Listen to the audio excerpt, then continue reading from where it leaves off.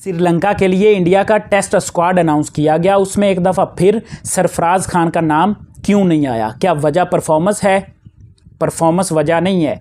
वजह आज की इस वीडियो में मैं आपको बताऊंगा। 2024-25 की बॉर्डर गावस्कर ट्रॉफी जो थी, उसमें आपने देखा कि इंडिया बुरी तरह से ऑस्ट्रेलिया का शिकार हुआ।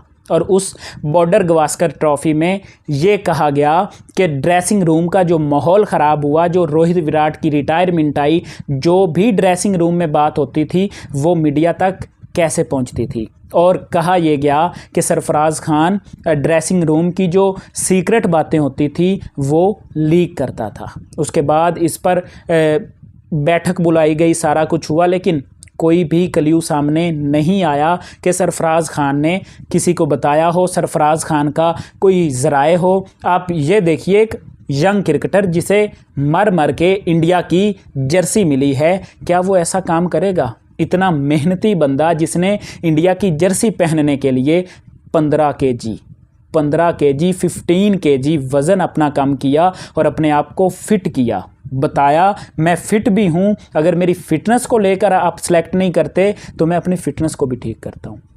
आप अगर यहाँ पर सरफराज खान की पिछली 9 इनिंग्स की बात करें ना, जो उसने डोमेस्टिक में रांची ट्रॉफी में खेली हैं, उसमें उसकी 5 सेंचुरियाँ हैं, जिसमें 2 डबल सेंचुरियाँ हैं।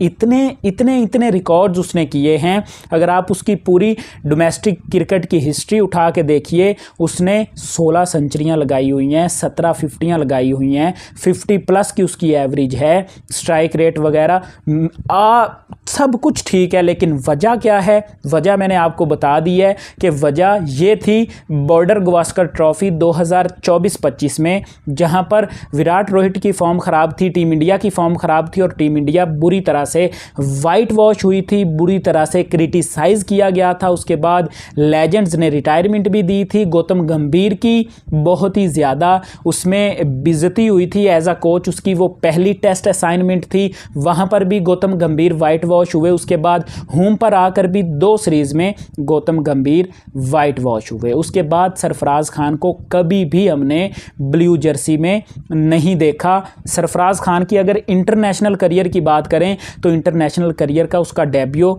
इंग्लैंड के अगेंस्ट करवाया गया 2023 में, जहां पर उसने अपने डेब्यू मैच में, मुझे याद पड़ता है, 50 लगाई थी, 66 रन्स किए थे। मुझे याद है, मैंने वो मैच देखा था लाइव। 66 रन्स किए थे सरफराज खान ने। उसके बाद मुसलसल लगातार वो रन्स भी करता आ रहा था। उसके बाद वो एक फील्डर बहुत अच्छा था। हमने देखा टेस्ट क्रिकेट में उसे बिल्कुल गली में खड़ा किया जाता था, स्लिप कॉर्नर पर, वहाँ पर भी वो बहुत ही अच्छी फील्डिंग करता हुआ भी हमें दिखाई देता था। उसके बाद उसे ड्रॉप किया गया। रीज़न जो बताए गए वो ये बताया गया कि उसकी फ़िटनेस नहीं ठीक। उसने अपनी फ़िटनेस को ठीक किया, उसने अपना 15 किलो वज़न जो है वो कम किया, लेकिन उसके बाद भी उसे सिलेक्शन के लिए कंसीडर नहीं किया गया। इससे बड़ा इनजस्टिस क्या हो सकता है? आपने कमेंट की सूरत में ये ज़रूर बताना है, क्या गौतम गंभीर इसकी वजह है या फिर वजह अजीत अगरकर है? कौन सिलेक्ट नहीं कर रहा? आखिर सरफराज खान को